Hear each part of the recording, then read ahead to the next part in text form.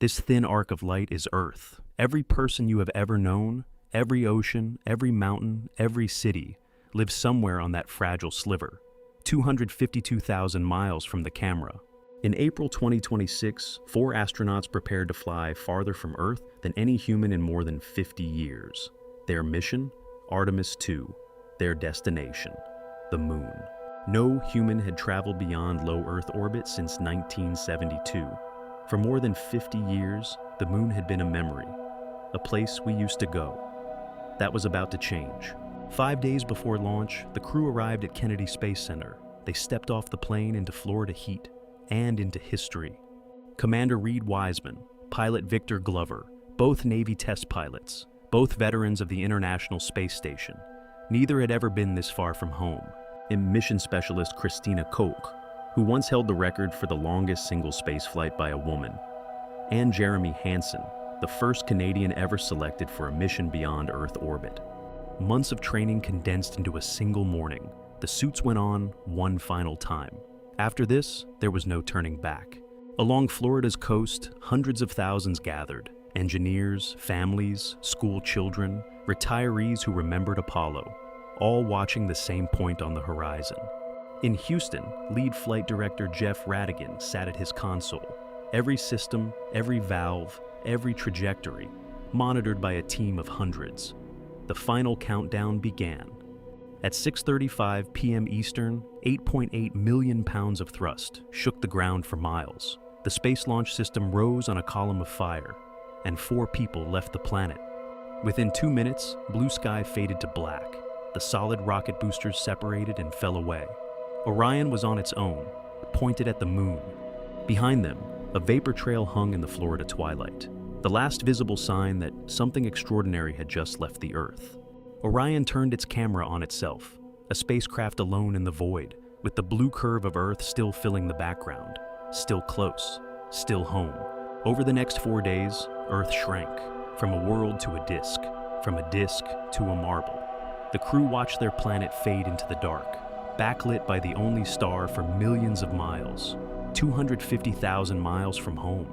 The silence of deep space is absolute. No wind, no weather, only the hum of life support systems and the 4 people they kept alive.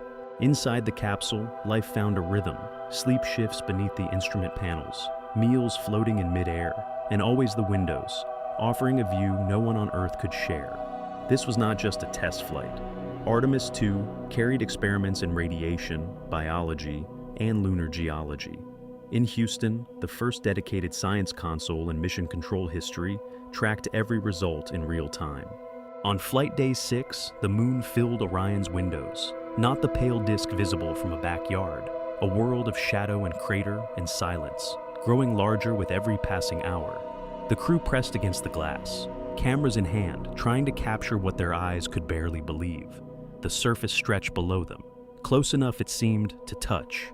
They crossed to the far side, a landscape no telescope on Earth can see, hidden behind the Moon's bulk since the beginning of time.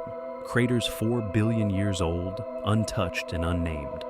The Hertzsprung Basin appeared below, 2 concentric rings of mountains surrounding an ancient impact, a geological monument invisible from Earth, seen by human eyes for the first time in half a century. Then Earth began to set. Slowly, the blue crescent sank behind the lunar horizon, and for the first time, the crew was truly alone. No line of sight to home, no communication with the ground. The Moon drifted between Orion and the Sun. For 54 minutes, the crew experienced totality from within the Moon's own shadow, a solar eclipse unlike any ever witnessed in spaceflight. The corona blazed white against absolute black. And then, Earth rose, a blue crescent climbing over gray lunar plains.